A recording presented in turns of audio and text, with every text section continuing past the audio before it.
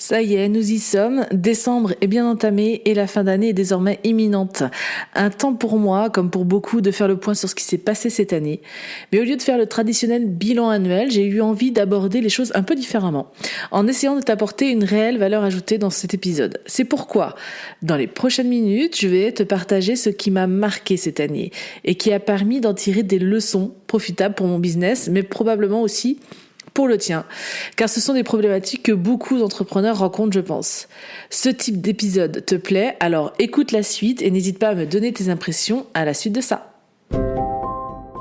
Bonjour et bienvenue sur Feel It, Brand It, le podcast qui te guide pour gérer au mieux ton image de marque afin que celle-ci devienne la meilleure alliée de ton business.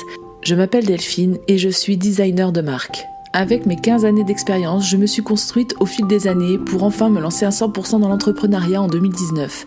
Depuis, je m'épanouis à accompagner les entrepreneurs qui utilisent le web pour se démarquer et se faire connaître, à imaginer et créer une image forte et 100% alignée à leurs valeurs, leur histoire et leur ambition.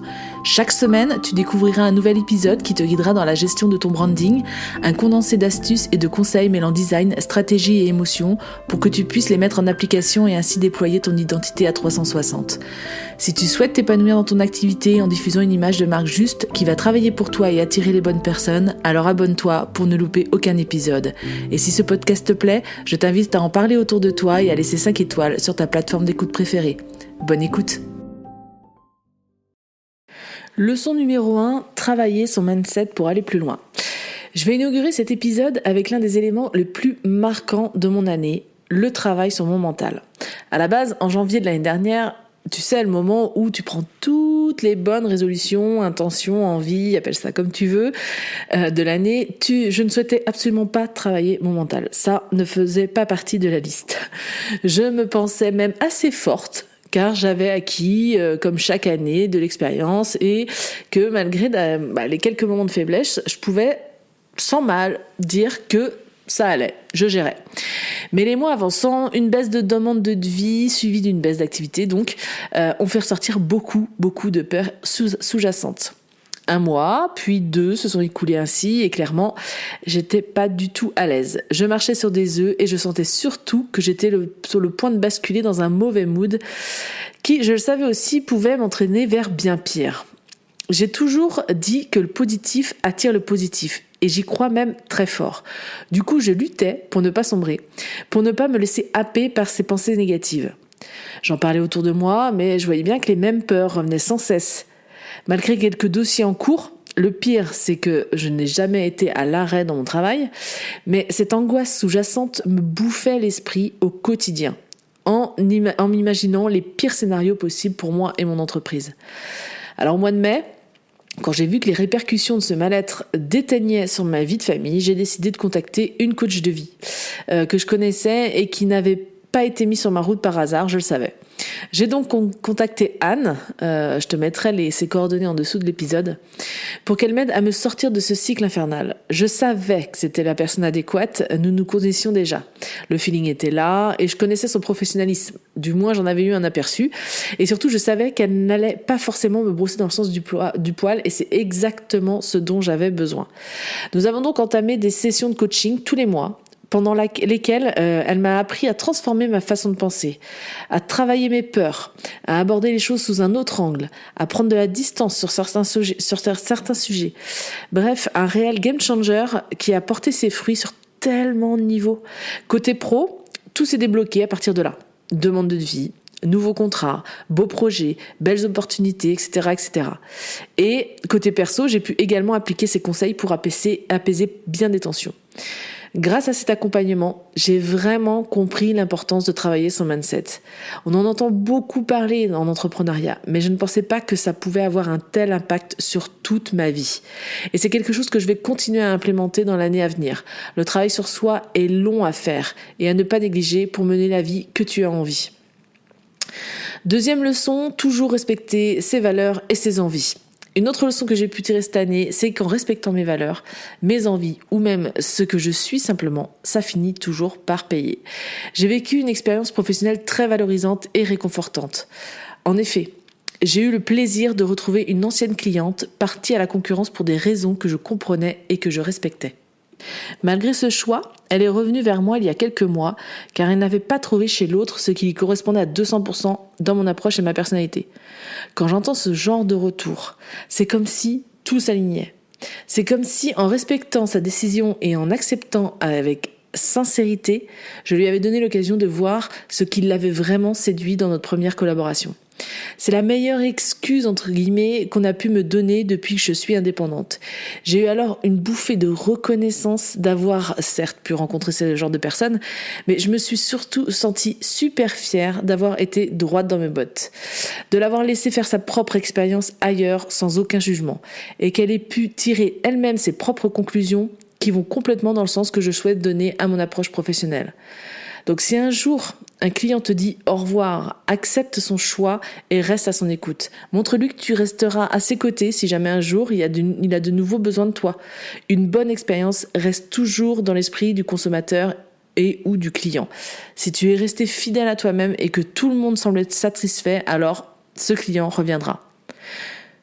Leçon numéro 3, changer d'air pour stimuler ta créativité. Cette année, j'ai mis en application aussi une envie qui me taraudait depuis un moment. M'exiler et changer d'air pour stimuler ma créativité et sortir de chez moi.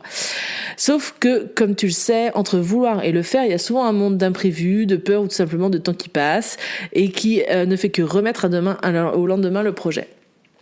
Sauf qu'en cette fin d'année, l'occasion s'est présentée et a été trop belle pour que je la refuse ou la repousse. Donc quand, avec mon amie Johanna, nous nous projetions de revoir ensemble notre offre commune Rise, nous avons par la même occasion lié l'utile à l'agréable en se donnant rendez-vous sur Bordeaux. Dans notre quotidien, on est à 90% du temps, enfin je parle pour bon nombre d'entrepreneurs solos, chez soi, derrière son ordi, à osciller entre un bureau, pour ceux qui ont la chance d'en avoir un, le salon ou la chambre. Peut-être que certains optent de temps en temps pour des espèces de coworking, mais soyons honnêtes, on reste enfermé les 3/4 du temps chez nous. Bien que les visios viennent couper un peu cette rythmique et apporter un peu de chaleur humaine, rien ne remplace une rencontre réelle et un moment de partage hors de chez soi. C'est ainsi qu'en fin novembre, nous sommes partis l'espace d'un week-end à Bordeaux, une vraie bouffée d'air frais. Autant dans le changement d'environnement, on avait opté pour un petit appartement bien sympa au cœur de la ville et à 2 pas des commodités, mais de pouvoir consolider une amitié virtuelle en réel, c'est encore mieux. Ça gonfle le moral et ça renforce des idées. D'ailleurs, notre week-end a été super productif puisque nous avons tout pu remettre à plat et redéfinir avec précision ce qui va découler dans les prochains mois à venir qui arrivent. D'ailleurs, si tu veux suivre l'actualité, n'hésite pas à aller sur le site internet riseyourbrand.fr. Tu pourras avoir toutes les infos et t'inscrire pourquoi pas à la newsletter. Bref, petit aparté fini, ça a été un vrai coup de boost que je te conseille si tu en ressens le besoin. Une initiative que je vais sûrement réitérer encore et encore dans l'année à venir. Sans parler d'aller jusqu'à rencontrer ou partager du temps avec une autre personne ou un autre entrepreneur, juste le fait de changer d'air favorise et ressource l'esprit vitesse grand V. 4e leçon, s'entourer des bonnes personnes pour t'aider à booster ton quotidien et objectifs. Ça fait sens avec ce que je viens de dire et ça fait plusieurs années maintenant, mais je procède ainsi pour pouvoir me rebooster quand il le faut. Savoir s'entourer est primordial en tant que solopreneur. Je ne parle pas forcément de la famille ou des amis qui représentent bien sûr un pilier de soutien indéniable, mais je parle de s'entourer d'autres entrepreneurs.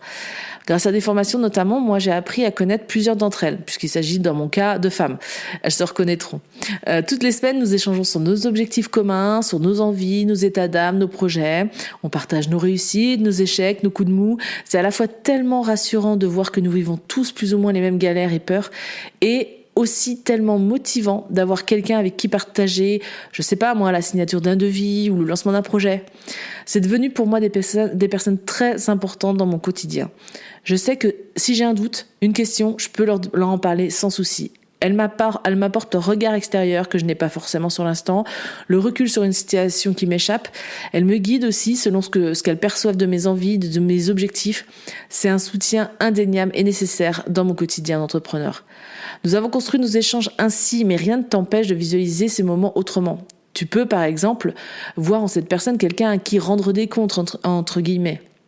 Ce que j'entends par là, c'est que si tu es quelqu'un qui a besoin de passer à l'action, d'avoir un but précis, comme dire à telle date il faut que j'ai réalisé ceci ou cela. Le fait d'en référer à quelqu'un d'extérieur peut te motiver. À toi de construire la relation avec ta ou ton business friend comme tu l'entends. Mais je pense qu'on a tous à gagner à mixer nos objectifs et de se servir du soutien de l'autre pour avancer. Et enfin, je terminerai ce bilan un peu spécial avec une dernière leçon et pas des moindres, celle d'arrêter de faire les choses parce qu'il le faut. On se martèle la tête avec des injonctions à tout va. Que ce soit dans la vie pro comme perso d'ailleurs. On accumule du stress, on s'angoisse, on ne se respecte même plus parfois. Pourquoi au final ? Pour des choses qu'on doit absolument faire parce qu'on nous a dit que, ou parce qu'on a lu que, pour réussir il faut faire telle ou telle chose. Non, stop. Si je peux t'en parler avec autant d'assurance, c'est que cette année, j'ai eu la goutte de trop, entre guillemets, dans ma création de contenu. Si tu me suis sur Instagram notamment, tu as pu le voir, je ne poste plus depuis 2 mois environ. Pourquoi ? Parce que j'étais tombée dans une routine de création qui n'avait plus de sens. Je créais des posts de manière machinale et super régulièrement depuis plus de 2 ans sans jamais rien lâcher, mais force est de constater que je n'avais plus d'envie. Je peinais à trouver de quoi parler. Je perdais un temps fou pour peu de retours. Je ne donnais clairement plus sens à ce que je partageais. Quand je m'en suis rendu compte, j'ai dit stop. J'ai tout arrêté et j'ai senti un poids en moins instantanément. Créer du contenu, oui, mais pour en créer machinalement, ça n'apporte rien, ni à moi, ni à mon audience. C'est ainsi que, depuis, je continue à me focaliser sur mes dossiers clients, avec en parallèle le blocage d'1 semaine sur mon agenda en janvier pour tout remettre à plat. J'ai besoin de cette pause et de ce recul pour réétudier mon client idéal, revoir ma stratégie et tous mes objectifs pour 2023 de façon claire et précise et surtout avec envie. Injecter un maximum de bonheur dans ma création de contenu pour que ça ne devienne plus une corvée, mais bien un condensé de contenu captivant et à haute valeur et dans lequel je m'amuse. Si tu ressens ce ras-le-bol ambiant, lâche prise et reviens à tes envies premières. L'algorithme te boudera peut-être, mais c'est pas grave. Se focusser sur le pourquoi tu es présente sur les réseaux, sur le web ou sur un podcast par exemple. J'espère que ces 5 leçons tirées de mon expérience pro 2022 t'auront apporté quelques réponses. C'était une manière simple d'allier bilan et conseil. On arrive aux portes d'une nouvelle année et c'est souvent signe de renouveau pour beaucoup d'entre nous. Faire un point pour savoir où tu souhaites aller est à mon sens essentiel, mais libre à toi de t'y plier. Du côté de Feel & Com, pas mal de choses vont changer, comme ici sur ce podcast. Je reviendrai t'en parler avec plus de précision dans les premiers épisodes 2023. Le podcast reviendra pour une nouvelle saison, donc à partir du 11 janvier. En attendant, je te souhaite de belles fêtes de fin d'année, une belle session de réflexion pour 2023 et que tes projets et rêves les plus fous se réalisent. Prends soin de toi. Et voici ce qui signe la fin de cet épisode. Je te remercie de l'avoir écouté jusqu'au bout. Tu trouveras toutes les notes du podcast sur mon site www.feelandcom.com/podcast. Tu trouveras le lien ci-dessous. Et bien sûr, si l'épisode t'a plu, n'hésite pas à me laisser un commentaire. Je me ferai bien sûr un plaisir de te répondre. Je t'invite également à me laisser une note sur ta plateforme d'écoute préférée pour m'aider à faire connaître le podcast. Tu peux également en parler autour de toi en story sur Instagram notamment en me taguant @feel_n_com. Merci pour ton soutien et je te donne rendez-vous mercredi prochain pour un nouvel épisode.